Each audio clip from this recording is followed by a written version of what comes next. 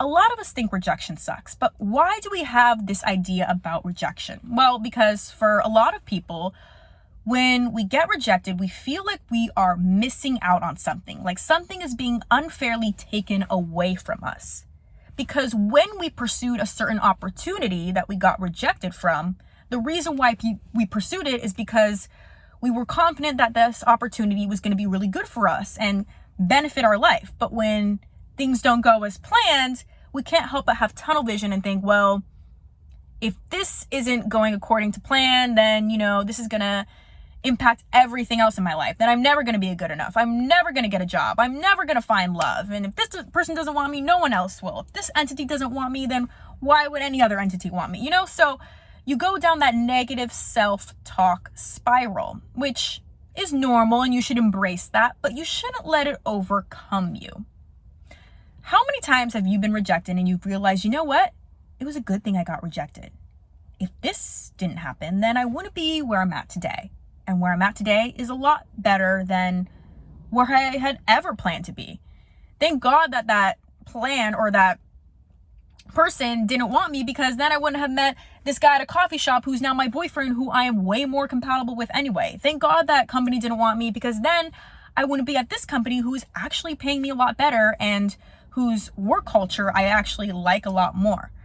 You see what I'm saying? You get more grateful and you're able to have that perception on the rejection only after the fact. That's what I've noticed with people. Only after time has passed are they grateful and appreciative of that direction, because they have the history and timeline to back up that feeling of gratitude that they have towards that rejection, right? They're now in a better place. So now they can look back on it with rose-colored glass and be like, oh yeah, that was a good thing that happened. But what I'm trying to say is to really tap into that feeling of gratitude at the moment you get rejected.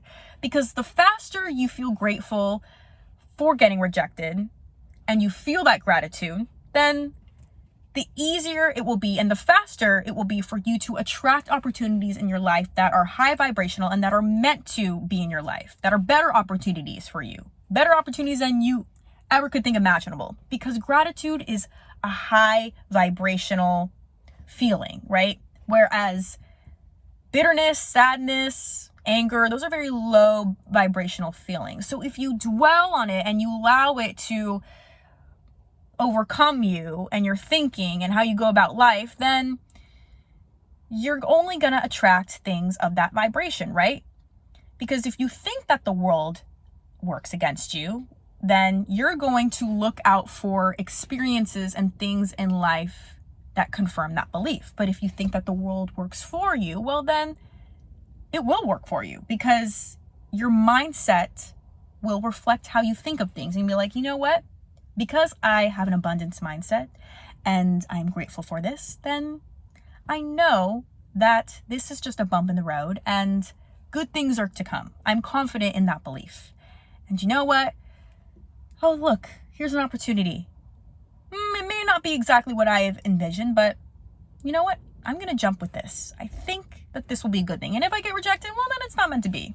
Whereas if you're very low vibrational and bitter, you're like, oh no, this opportunity, that's not even worth it. It's not good enough for me. Or, oh, you're going to be very pessimistic and look out for things that are bad within that thing. So tap into the gratitude as fast as you can, because then you're going to be able to manifest things at a faster rate, things that are meant to be in your life. So there's that. Now I want to get into a different type of rejection. The rejection where we are in control, not external rejection. That's what I talked about just now, where we got rejected outside of our control by some other person or some other entity. But internal rejection is what I'm going to get into now. And that is the type of rejection where we actually have the choice to leave something and reject it, but we don't, because we are insecure. Okay, so this can look like staying in a job that you hate because you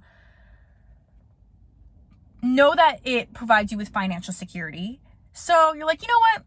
I'm going to stick this out because it's giving me a good paycheck, and going through with this startup idea that I have might make me bankrupt. And I don't want to go through with that. I don't want to feel those things. I don't want to feel like a failure. So you fear failure and you fear the unknown. You want to stay in that comfort zone. Same thing with staying in a relationship. Yeah, he's all right, but there's just no passion. But you know what? We're compatible and things work out. So I'm just going to stick it out. See, the pattern is staying in this comfort zone and not really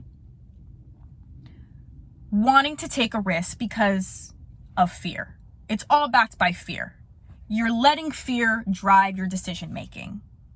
But fear is low vibrational. And so when you make decisions based on this low vibration and you let fear dictate your life, then you end up blocking redirections that the universe has in store for you, that the universe wants you to experience. Failure to reject things in your life, when you have the opportunity and the agency and the power to reject things in your life that aren't good for you, rejecting those things actually leads to manifestations that are not good for you, not meant to happen in your life, and failure to have the universe work in your favor and redirect you to better things. All right. So don't have that scarcity mindset. That really is a scarcity mindset. Like, oh my gosh, well, I need to be with this person because no one else will love me. So I'm going to stay with it.